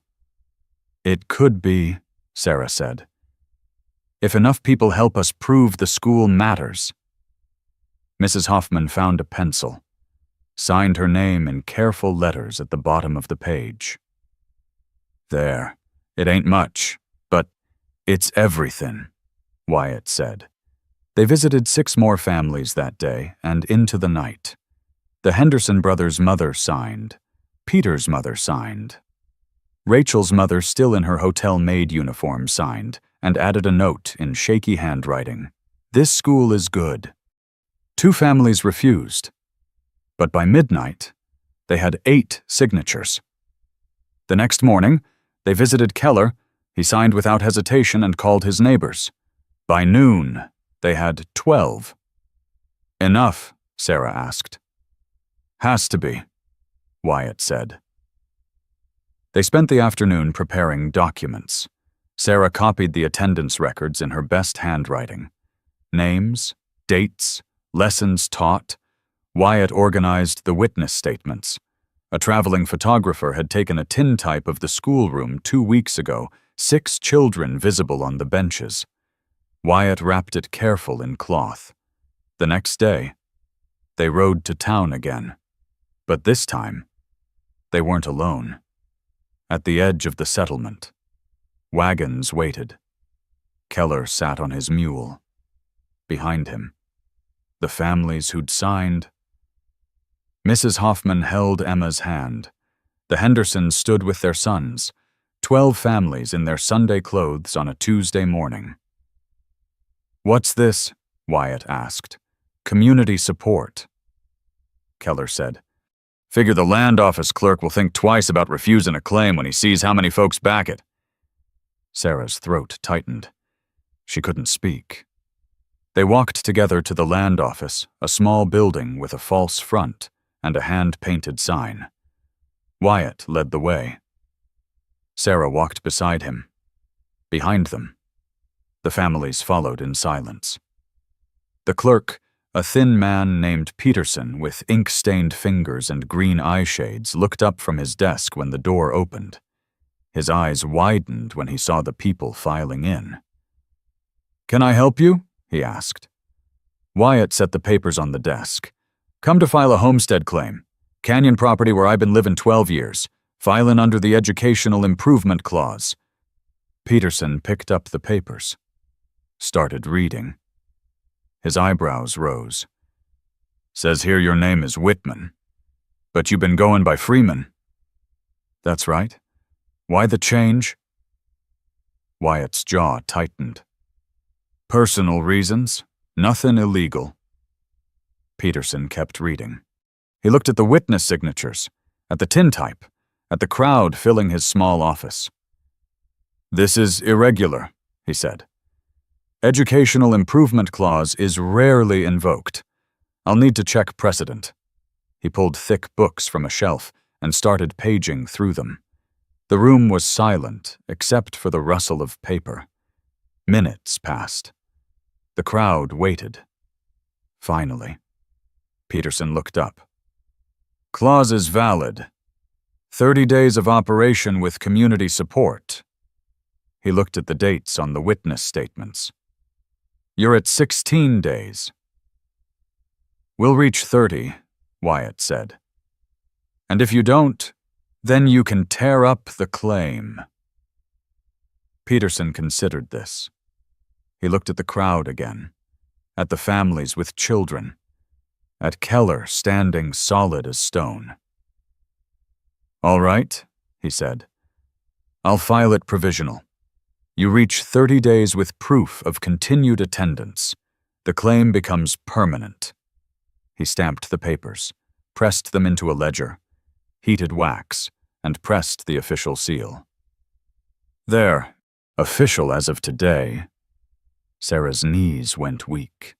She gripped the edge of the desk. The families erupted in quiet celebration. Handshakes, backslaps. Mrs. Hoffman hugged Emma and cried. Then the door opened. Dalton walked in with his lawyer. They both stopped when they saw the crowd. What's this? Dalton asked. Peterson held up the stamped claim. Mr. Whitman, formerly Freeman, has filed a legal homestead claim under educational improvement provisions. It's been accepted. Dalton's face darkened. On what grounds? The grounds clearly outlined in territorial law. Peterson's voice was steady. The school has community support, documented attendance, and meets all requirements for provisional approval. This is outrageous, Dalton's lawyer said. The railroad has every right. The railroad has the rights the law gives them. Peterson interrupted. Nothing more. And the law says a legitimate homestead claim takes precedence over speculative development. He looked at Dalton. You want to challenge it? Take it to a judge. But until then, this land belongs to Wyatt Whitman. Dalton stared at the claim, at Wyatt, at the crowd of people standing witness. This isn't over, he said quietly. Maybe not, Keller said. But it ain't going the way you planned. Neither. Dalton turned and left. His lawyer followed. The families filed out slowly. Each stopped to shake Wyatt's hand, to thank him, to promise their children would return to school. When they were finally alone, Sarah and Wyatt stood in the empty land office. Peterson handed Wyatt a copy of the filed claim. You got 14 days to prove this school is real. Don't waste them. Outside, the sun was high and bright. Wyatt held the claim in his hands like it might disappear. We did it, Sarah said. But Wyatt was staring past her, at a rider approaching from the East Trail. The man wore a marshal's badge. He pulled his horse to a stop in front of the land office and dismounted. I'm looking for Wyatt Whitman, he said. Got orders from Boston? The marshal was young, maybe 30, with dust on his coat from hard riding. He held papers in his left hand. His right stayed near the pistol on his hip. That's me, Wyatt said. His voice was steady. The marshal unfolded the papers, started reading. Wyatt Whitman. Request for interview regarding... He stopped, looked up. This is 12 years old. Yes, sir. And it ain't orders for arrest. It's a request for questioning. The marshal folded the papers. From a school board that don't exist no more. Says here they dissolved 8 years back. Financial troubles. Wyatt blinked. What? School closed. Board members scattered.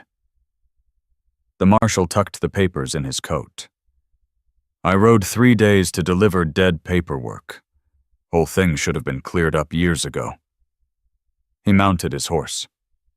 You're free to go. Ain't no charges. Ain't even a board to question you. He rode off. Wyatt stood motionless. The claim paper crumpled in his grip. Sarah touched his arm.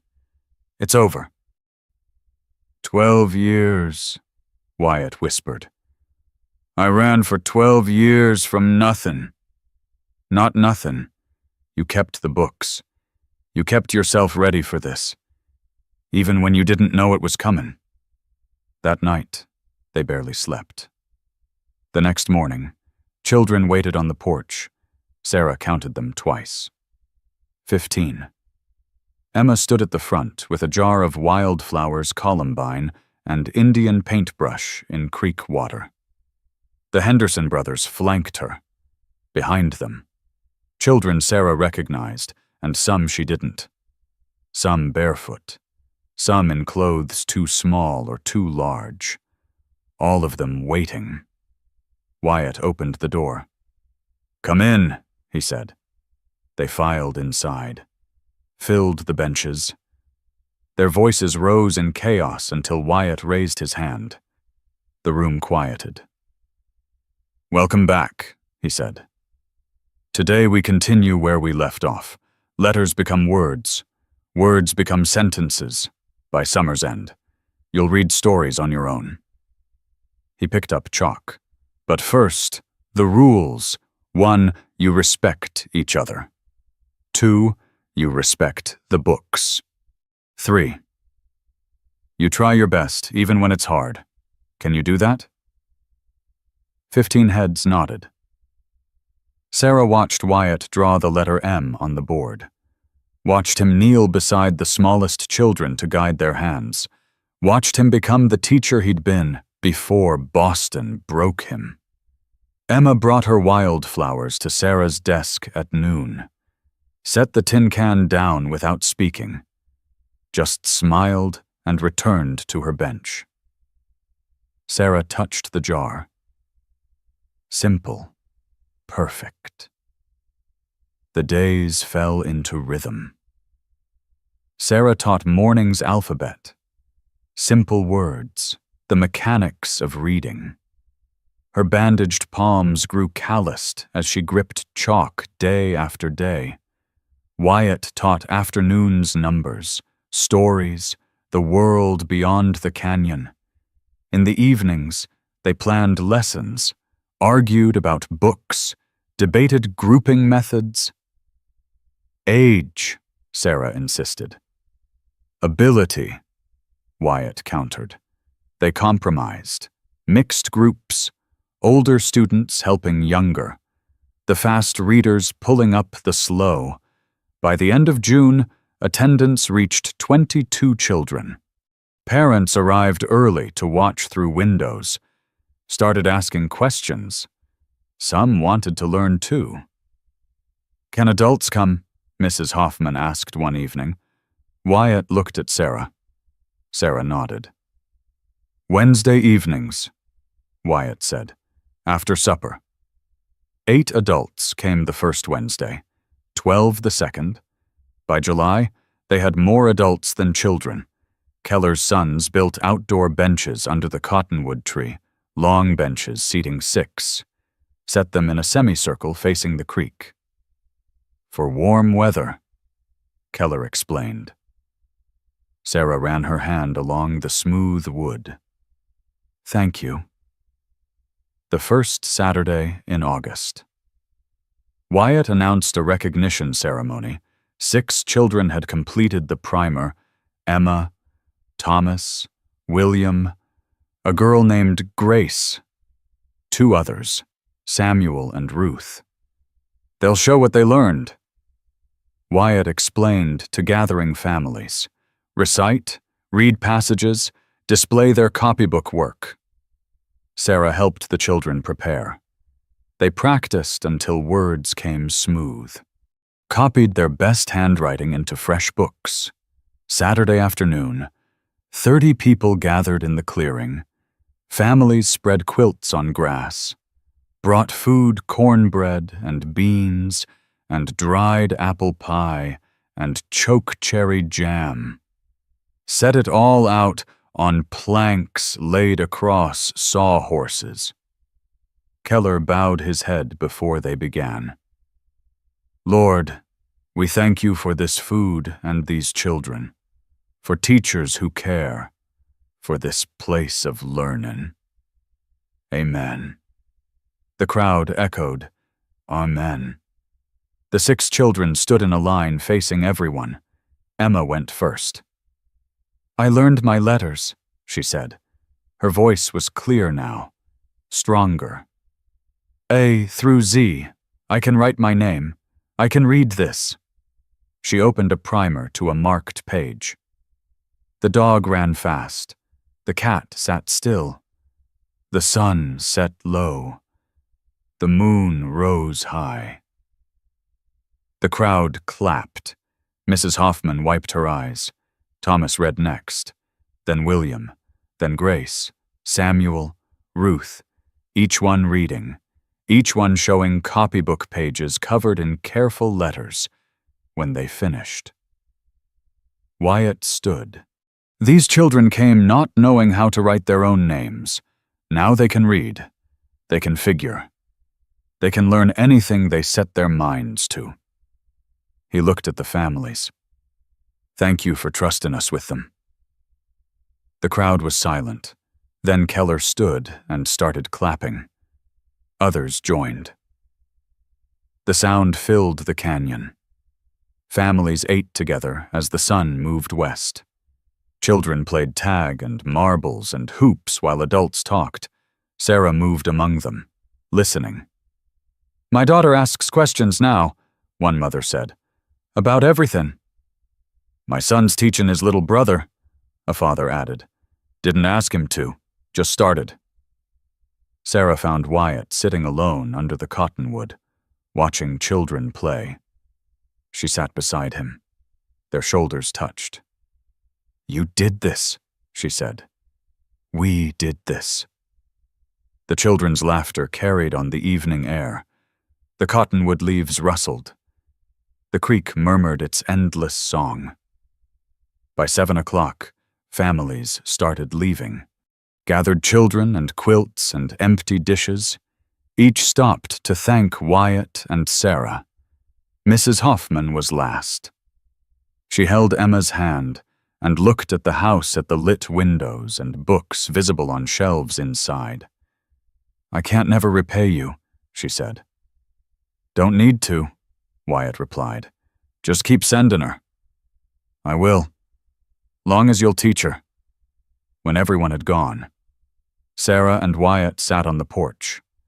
The sun touched the canyon rim.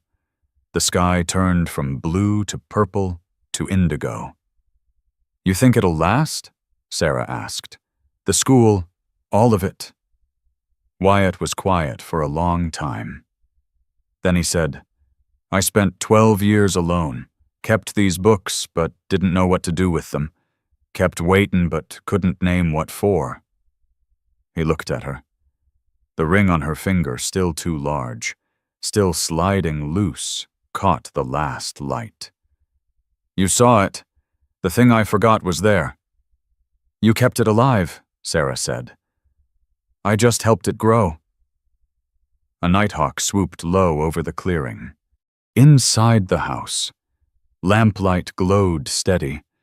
The books stood on their shelves, waiting for Monday morning when children would return. Sarah thought about the 3 women who'd fled this house, about what they'd seen: empty rooms and isolation and desperate loneliness. They'd been right to run. The house had been a tomb. But now children's voices echoed in these rooms.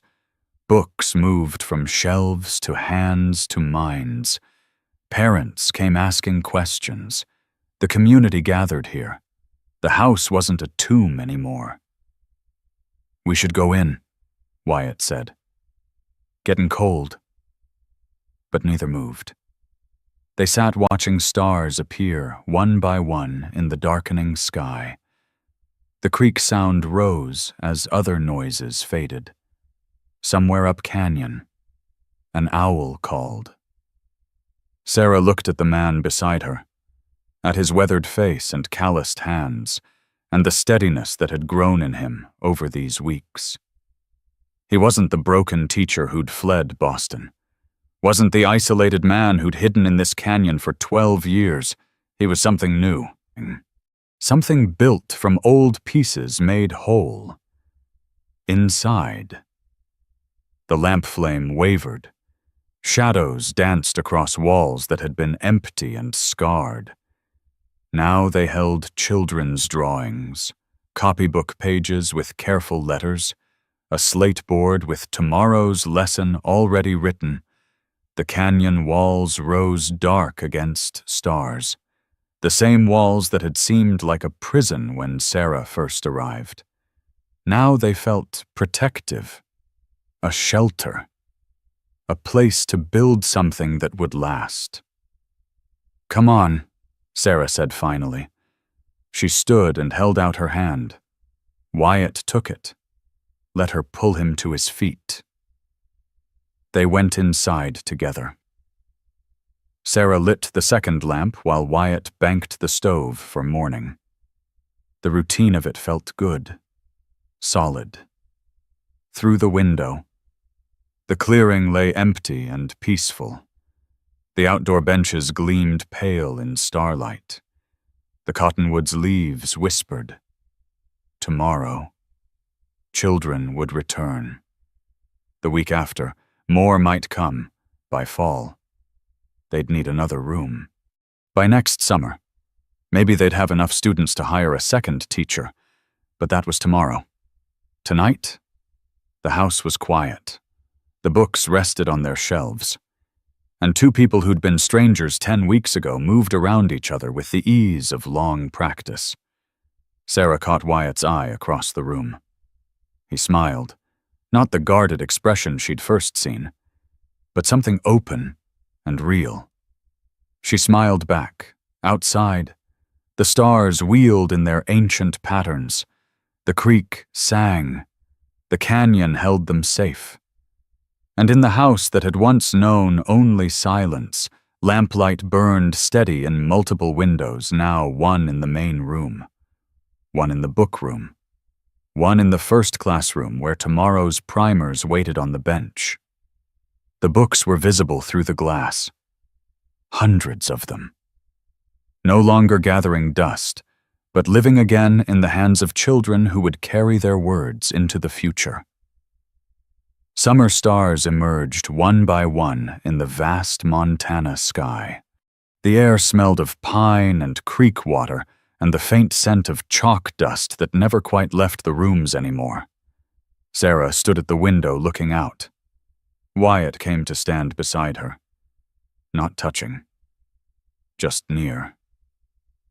"Thank you," he said quietly. "For staying. For seeing what I couldn't." Sarah didn't answer with words. Some things didn't need them. They stood together in the lamplight. Two people who'd found each other in the most unlikely way. Who'd built something from nothing but books, and faith, and stubborn hope. The house was no longer empty, no longer silent, no longer waiting. It was alive. And it was home. There's something quiet that settles in after a story like this. Something tender about watching two broken people find each other in a canyon that everyone else had fled. The weight of Wyatt's 12 years alone. Sarah seeing what others couldn't see, not just books, but a man waiting without knowing what he was waiting for. It sits heavy, doesn't it? That feeling of being the one who stayed when staying seemed foolish. Many of us know what it's like to carry shame for years over something that wasn't entirely ours to carry, to hide from a past that kept following, or to look at emptiness and see possibility when everyone else saw only ruin. Some of us have been the person who stayed. Some of us have been the one building something slow and quiet, while the world rushed past promising easier, faster, more. We know the ache of hope that feels fragile, of trusting in books and benches and children's voices when there are no guarantees. And maybe the ending doesn't feel completely finished. The railroad is still out there. Dalton hasn't given up. The 30 days aren't complete yet. That's all right. Real things rarely tie up neat. Sometimes a story just shows us what we already knew, but had forgotten that staying matters, that seeing someone truly matters, that building something solid takes time and calloused hands and faith that feels thin some mornings. Thank you for sitting with this, for staying all the way through.